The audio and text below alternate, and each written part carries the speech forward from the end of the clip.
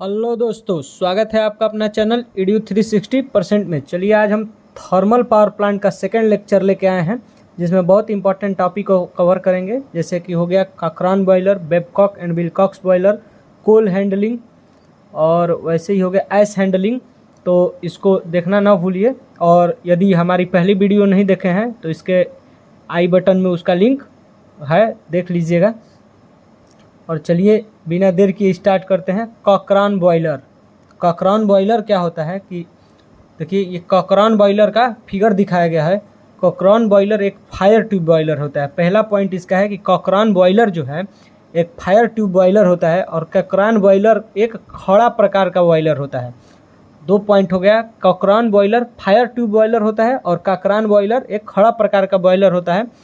कॉकरॉन boiler के अपर head semi circular होते हैं। देखिए, कॉकरॉन बॉयलर का जो अपर हेड है वो कैसे हैं, सेमी सर्कुलर होता है। इस बॉयलर के निचले भाग में फर्नेस होता है जिसमें आग जलती रहती है। और देखिए, इस बॉयलर के निचले भाग में क्या होता है, सबसे नीचे फर्नेस होता है जिसमें क्या जलती रहती है, आग जलती रहती है।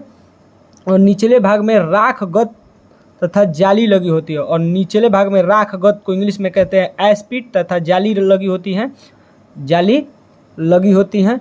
और रिजल्टिंग इन फ्लू गैसेस की हीट, अब देखिए, और फर्नेस में बनने वाली फ्लू गैसेस, फर्नेस में बनने वाली फ्लू गैसेस क्या होती हैं कि फ्लू पाइप से होते हुए कंबंशन चेम्बर में जाती हैं। तो देखिए, फर्नेस से बनने वाली ये फ्लू गैसेस हैं, ये फ्लू पाइप से होते हुए कहाँ जाती है, कंबंशन चेम्बर में जाती हैं, और अपने संपर्क में आने वाली अनेक छोटे मुख वाली पाइप से होकर पास होती है। और देखिए, यहाँ से फ्लू गैसेस जाती हैं और इससे पाइप बनी हुई है। तो इस पाइप में क्या होती है, इंटर करती है, पाइप से इंटर करती है, पाइप से इंटर कर रही हैं। तो क्या हो रहा है, पाइप से इंटर करने रिजल्टिंग इन फ्लू गैसेस की हीट ऑब्जर्व करके ट्यूब हीट हो जाता है। तो यह फ्लू गैसेस की हीट को क्या करता है कि ट्यूब क्या करता है, एब्जर्व करके, और ये ट्यूब हीट हो जाता है। और इन्हीं ट्यूब के चारों ओर पानी भरा होता है, और इन्हीं ट्यूब के चारों ओर क्या भरा होता है, पानी भरा होता है, जो कि ट्यूब की हीट प्राप्त करके स्टीम में बदल जाता है। जो कि क्या करता है, ट्यूब की से हीट प्राप्त करके स्टीम में बदल जाता है। और यह स्टीम बॉयलर के ऊपरी हिस्सों में स्टोर होती है। और यह स्टीम कहाँ होती है, बॉयलर के ऊपरी हिस्सों में स्टीम होती है। बॉयलर ऊपरी हिस्सों में क्या होती है, स्टोर होती है, ताकि स्टोर हो जाती है, जहाँ से इसको यूज में लाया जा सकता है, जहाँ से इसको यूज में लाया जा सकता है। तथा फ्लू गैसेस क्या होती है, चिमनी से बाहर निकल जाती है। फ्लू गैसेस चिमनी से बाहर निकलती रहती है। कॉकरॉन बॉयलर के हेड पर अन्य इंस्ट्रूमेंट भी लगे होते हैं। और देखिए, कॉकरॉन बॉयलर के हेड पर अन्य इंस्ट्रूमेंट भी लगे होते हैं। चलिए इसको बहुत ध्यान से पढ़ते हैं। पहले इसका फिगर आपकी स्क्रीन पे एक दिखाया जाएगा, कंप्लीट फिगर एक ही साथ। तो पहले इसको देख लीजिए, और चलिए अब इसके इंस्ट्रूमेंट के बारे में हम एक एक करके पढ़ते हैं, और इसके वर्किंग के बारे में एक एक करके पढ़ते हैं। देखिए, कॉकरॉन बॉयलर एक फायर ट्यूब बॉयलर है। कॉकरॉन बॉयलर क्या है, एक फायर ट्यूब बॉयलर है। कॉकरॉन बॉयलर एक खड़ा प्रकार का बॉयलर है। दूसरा पॉइंट, कॉकरॉन बॉयलर एक खड़ा प्रकार का बॉयलर है। कॉकरॉन बॉयलर का अपर हेड सेमी सर्कुलर होता है। और अभी आपको फिगर में दिखाया गया होगा कि कॉकरॉन बॉयलर का अपर हेड कैसा होता है, सेमी सर्कुलर होता है। इस बॉयलर के निचले भाग में फर्नेस होता है जिसमें आग जलती रहती है, और इसी निचले भाग से राख गर्त तथा जाली लगी होती है। और कॉकरॉन बॉयलर के सबसे निचले भाग में क्या होता है, फर्नेस लगा होता है, जिसमें क्या होती है, आग जलती रहती है, और उसके नीचे ऐश पिट यानी कि राख गर्त और जाली लगी होती है। देखिए, फर्नेस में बनने वाली फ्लू गैसेस फ्लू पाइप से होते हुए कंबंशन चेम्बर में जाती हैं। और फर्नेस में बनने वाली फ्लू गैसेस क्या होती हैं, फर्नेस में बनने वाली फ्लू गैसेस फ्लू पाइप से होते हुए कहाँ जाती है, कंबंशन चेम्बर में जाती है, और अपने संपर्क में आने वाले अनेक छोटे छोटे मुख वाले पाइप को से होकर पास होती है। फ्लू गैसेस कहाँ जाती है, कंबंशन चेम्बर में, और अपने उसके पास मतलब अनेक छोटे छोटे पाइप जो संपर्क में आती है उससे होकर पास करती हैं, यानी उससे बाहर जाती हैं, उससे हो के गुजरती हैं। तो रिजल्टिंग इन फ्लू गैसेस की हीट एब्जॉर्ब कर ट्यूब हीट हो जाती है। और ट्यूब क्या करता है कि इसके हीट को एब्जॉर्ब करके क्या होता है, ट्यूब हीट हो जाता है। और इन्हीं ट्यूब के चारों ओर पानी भरी होती है। और इन्हीं ट्यूब के चारों ओर क्या होता है, पानी भरी होती है। फलस्वरूप धीरे धीरे वाटर ट्यूब को हीट प्राप्त करके स्टीम में बदल जाती है। और इन्हीं ट्यूब के चारों ओर क्या भरा होता है, पानी भरा होता है, जो कि क्या करती है, ट्यूब से हीट को ऑब्जर्व करके और स्टीम में बदल जाती है। और यह स्टीम बॉयलर के ऊपरी हिस्सों में स्टोर होती जाती है, जहाँ से इसको यूज में लाया जाता है तथा फ्लू गैसेस चिमनी के रास्ते से बाहर निकल जाती है। और यह स्टीम कहाँ स्टोर होती जाती है, सबसे ऊपर भाग में, और फ्लू गैसेस चिमनी से बाहर निकल जाती है। ककरान बॉयलर के हेड पर अन्य इंस्ट्रूमेंट भी लगे रहते हैं। ककरान बॉयलर के हेड पे क्या लगे होते हैं, बहुत सारे इंस्ट्रूमेंट भी लगे होते हैं, जो इस प्रकार हैं। प्रेशर गेज आप फिगर में देखे होंगे। तो प्रेशर गेज क्या करता है, प्रेशर गेज का मेन वर्क बॉयलर ड्रम में बनी हुई स्टीम की प्रेशर की क्वांटिटी को रिप्रेजेंट करना होता है। कि प्रेशर गेज का मेन वर्क क्या होता है, बॉयलर ड्रम में बनी हुई स्टीम की प्रेशर की क्वांटिटी को रिप्रेजेंट करना होता है, अर्थात कंट्रोल करना होता है। चलिए आगे देखते हैं। देखिए अगला पॉइंट है वाटर गेज। वाटर गेज क्या होती है, वाटर गेज का मेन वर्क बॉयलर ड्रम में भरे गए वाटर की क्वांटिटी का मेजर करना है। वाटर गेज का मेन वर्क क्या है, बॉयलर ड्रम में भरे गए वाटर की क्वांटिटी को मेजर करना है। और स्टॉप वाल्व ककरान बॉयलर के हेड पर लगा होता है। स्टॉप वाल्व कहाँ लगा होता है, ककरान बॉयलर के हेड पर लगा होता है। जब स्टीम एक निश्चित मात्रा में बन जाती है, तो स्टॉप वाल्व की सहायता से स्टीम को यूज के लिए भेज दिया जाता है। तो स्टॉप वाल्व की सहायता से स्टीम को क्या किया जाता है, यूज के लिए भेज दिया जाता है। और ककरान बॉयलर में 160 ट्यूब लगी होती है। ककरान बॉयलर में कितने ट्यूब्स लगी होती हैं, 160 ट्यूब लगी होती हैं, जिनका डायमीटर 60 सेंटीमीटर होता है। ककरान बॉयलर में 160 ट्यूब लगी होती हैं, जिनका डायमीटर 60 सेंटीमीटर होता है। और ककरान बॉयलर में 15 kg पर सेंटीमीटर क्यूब स्क्वायर की प्रेशर पर स्टीम बनती है। और ककरान बॉयलर में 15 kg पर सेंटीमीटर स्क्वायर की प्रेशर पर स्टीम बनाई जाती है। इसमें गलन प्लग यानी फ्यूजिबल का मेन वर्क फर्नेस की अग्नि को शांत करना होता है। मेन वर्क क्या होता है कि फ्यूजिबल प्लग का मेन वर्क क्या होता है, फर्नेस का अग्नि को शांत करना होता है। चलिए दोस्तों आगे देखते हैं।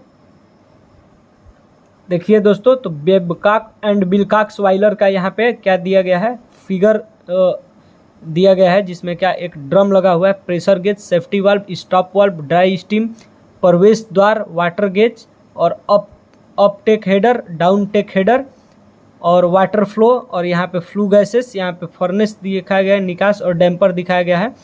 इस प्रकार ये आइस ट्रेंच है। तो चलिए इसके फिगर को एक बार पूरे स्क्रीन पे अच्छे तरीके से अभी आपको दिखा दिया जा रहा है, तो देख लीजिए। चलिए अब इसके बारे में एक एक करके हम पॉइंट को पढ़ते हैं। देखिए, तो बेबकॉक एंड विल्कॉक्स बॉयलर एक वाटर ट्यूब बॉयलर है। बेबकॉक एंड विल्कॉक्स बॉयलर कैसा बॉयलर है, एक वाटर ट्यूब बॉयलर है। इस प्रकार के बॉयलर में सिलेंडर ड्रम होता है। इस प्रकार के बॉयलर में क्या होता है, सिलेंडर ड्रम होता है, जिसमें 1/3 भाग पानी भरा होता है। जिसमें 1/3 भाग क्या भरा होता है, पानी भरा होता है। यदि बॉयलर ड्रम में पानी आवश्यकता से अधिक भर जाए तो उसको बाहर निकालने के लिए बॉयलर ड्रम से जुड़ा हुआ एक आउटलेट टैप का यूज करते हैं। यदि बॉयलर ड्रम में बहुत ही ज़्यादा पानी, आवश्यकता से अधिक पानी भर गया हो, तो उसको बाहर निकालने के लिए एक निकास टोटी या आउटलेट टैप का यूज करते हैं, प्रयोग करते हैं। आगे देखिए कि बॉयलर ड्रम के ठीक नीचे की ओर एक दूसरे के समांतर में लगी हुई ट्यूब्स लगी होती हैं। बॉयलर ड्रम के नीचे की ओर क्या होता है कि एक दूसरे से पैरेलल में लगी हुई बहुत सारी ट्यूब लगी होती हैं। यह ट्यूब बॉयलर ड्रम के कुछ एंगल पर होती हैं, और यह ट्यूब बॉयलर ड्रम के कुछ एंगल पर होती है, नट पर होती है। इन ट्यूब के दोनों हेड पर बॉयलर ड्रम से कनेक्टेड दो और ट्यूब होती हैं, down head taker and uptake header होती हैं।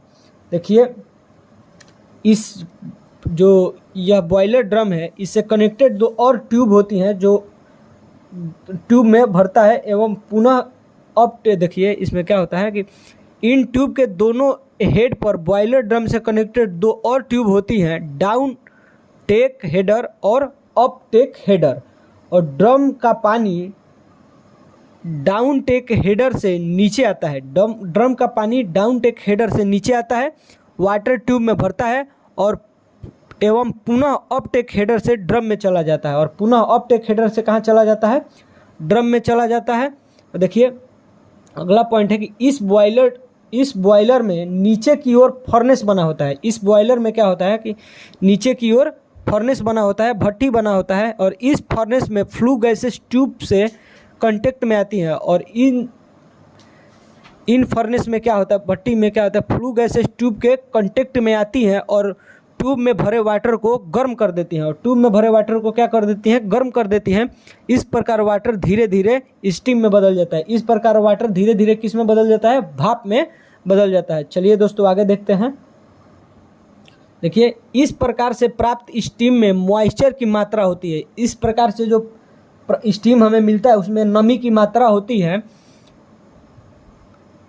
इस मॉइस्चर कंटेंट स्टीम को, यानी कि नमी युक्त भाप को सुपर हीटर से पास कराते हैं। नमी युक्त भाप को कहाँ पास कराते हैं? सुपर हीटर से, जिससे यह ड्राई स्टीम में बदल जाती है। जिससे क्या होती है? यह ड्राई स्टीम में बदल जाती है। इसके पश्चात इस स्टीम को स्टॉप वाल्व तक पहुँचाते हैं। इसके पश्चात क्या होता है? इस स्टीम को स्टॉप वाल्व तक पहुँचाते हैं और इसके पश्चात इस स्टीम को प्रयोग में लाते हैं। उसके बाद क्या होता है कि इस स्टीम को यानी भाप को प्रयोग में लाते हैं। चलिए दोस्तों आगे देखते हैं। अगला टॉपिक है हम लोगों का कोल हैंडलिंग प्रोसेस। देखिए दोस्तों, तो अगला टॉपिक है कोल हैंडलिंग प्रोसेस। अगला टॉपिक है कोल हैंडलिंग प्रोसेस। तो देखिए कोल हैंडलिंग प्रोसेस में क्या होता है? कोयले को पहले रेल के माध्यम से, ट्रेन के माध्यम से, ट्रक के माध्यम से या बड़े बड़े शिप के माध्यम से क्या किया जाता है? पावर प्लांट में लाया जाता है। तो पावर प्लांट में मान लीजिए, सपोज कर लीजिए कि ट्रक के माध्यम से पावर प्लांट में आ गया है। तो पहला होता है ईंधन प्राप्ति। ईंधन की प्राप्ति होती है, तो बस उसको ट्रक में नहीं न छोड़ा जाएगा, उसको तो उतारा जाएगा।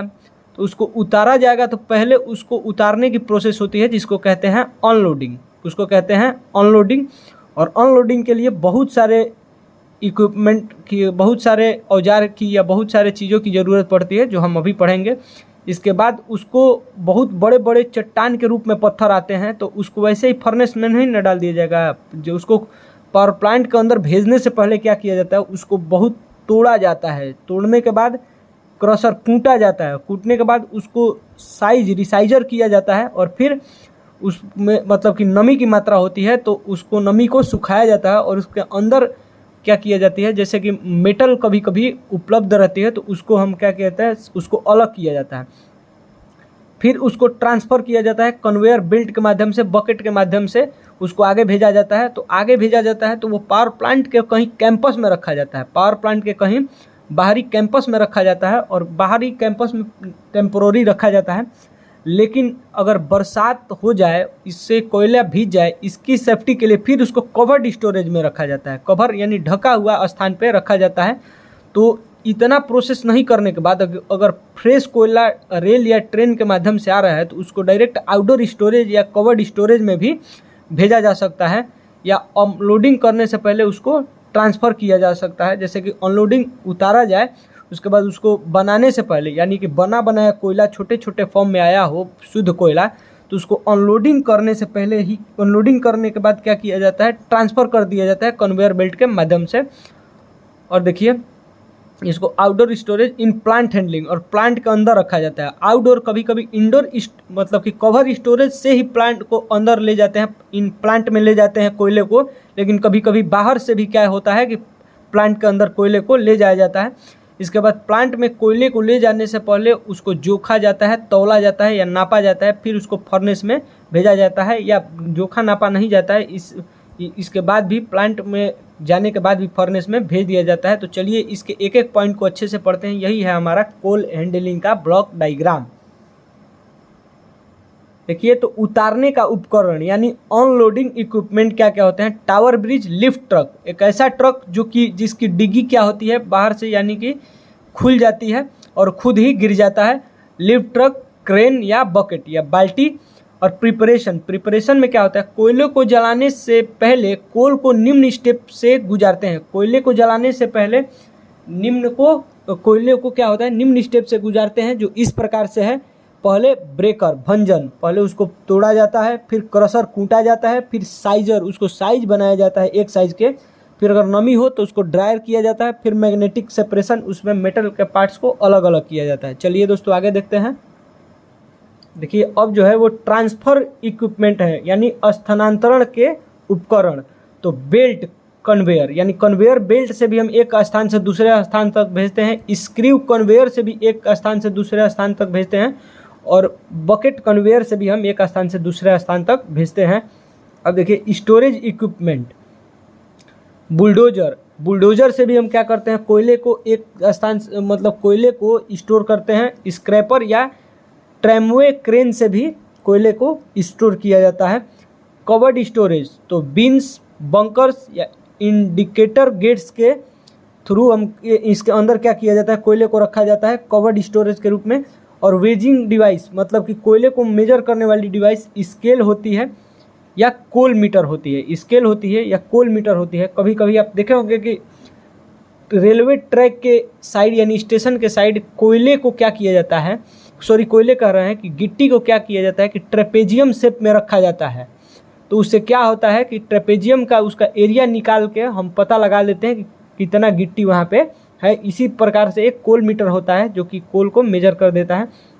देखिए जो अगला टॉपिक है वो हम लोगों का है ऐश हैंडलिंग। तो ऐश हैंडलिंग देखिए क्या होता है कि प्लांट में डेली यूज होने वाले कोल को जलाने के पश्चात लगभग 10 से 20% ऐश प्रोड्यूस होता है। प्लांट में हमेशा कोयले का यूज होता है और कोयला जलता है तो क्या प्रोड्यूस होता है ऐश, राख प्रोड्यूस होता है, राख बनता है। तो कितना परसेंट बनता है लगभग 10 से 20% टोटल कोयला जलाने के, जो एक बड़ी मात्रा है यानी कि यह बहुत बड़ी मात्रा है कोयला राख। यदि कोल अच्छी क्वांटिटी का नहीं है तो राख की मात्रा और अधिक बनती है। यदि कोयला अच्छी क्वांटिटी का नहीं है तो राख की मात्रा क्या होती है और बहुत अधिक बनती है। इस ऐश को फर्नेस से निकालने यानी डिस्चार्ज हेतु ले जाने के लिए विभिन्न प्रकार के ऐश हैंडलिंग प्रोसेस अपनाई जाती है। इस राख को फर्नेस से निकालने के लिए बहुत ही प्रकार के ऐश हैंडलिंग प्रोसेस अपनाई जाती है। वो कौन कौन सी होते हैं ये भी पढ़ेंगे। फर्नेस से ऐश निकालने में बहुत ही कठिन होता है। जो फर्नेस से जो हम राख निकालते हैं वो बहुत ही कठिन होता है राख को निकालना फर्नेस से, क्योंकि राख गर्म होती है और इसमें धूल व पॉइजनियस गैसेस होती हैं। क्योंकि राख क्या होती है गर्म होती है और इसमें धूल व जहरीली गैसेस होती हैं। इसलिए हैंडलिंग करने के पहले राख को कूल किया जाता है। इसलिए हैंडलिंग करने से पहले क्या किया जाता है राख को ठंडा किया जाता है। चलिए आगे देखते हैं। अब देखिए ऐश को कूल करने के निम्नलिखित फायदे हैं, यानी राख को ठंडा करने के निम्न प्रकार के फायदे होते हैं। यानी कि ठंडा करने से राख की जंग लगने की प्रवृत्ति कम होती है, जंग लगाने की प्रवृत्ति कम हो जाती है। यानी कि यदि हम राख को ठंडा करते हैं तो उसके अंदर जंग लगाने की प्रवृत्ति क्या हो जाती है, कैरेक्टर क्या हो जाती है, कम हो जाती है, और धूल के कण कम हो जाते हैं। और उसको ठंडा करने से क्या होता है जो धूल के कण होते हैं वो कम हो जाते हैं, टेम्परेचर कम हो जाता है, तापमान कम हो जाता है। बड़े शेप में कोल के पार्टिकल को जलाने से बने किलंकर अलग हो जाते हैं। यानी कि जब कोयला जलाया जाता है तो देखे होंगे कि बड़े बड़े कोयले जलाए जाते हैं तो लास्ट में एक छोटे छोटे कोयले बच जाते हैं, जो पत्थर चट्टान के टाइप के होते हैं, जो कि अब नहीं जलते हैं, वो क्या हो जाते हैं कम हो जाते हैं। और देखिए बड़े माध्यम आकार के प्लांट में सामान्यतः निम्न प्रकार के उपकरण यूज होते हैं, जैसे बाल्टी उच्चालक यानी कि बकेट एलिवेटर, बाल्टी वाहक बकेट कन्वेयर, पट्टा वाहक बेल्ट कन्वेयर, बायविक वाहक प्रीमेटिक कन्वेयर, और ट्रॉली या रेलकार, ट्रॉलीज और रेलकार्स। तो चलिए दोस्तों बहुत बहुत धन्यवाद, मिलते हैं अगले वीडियो में।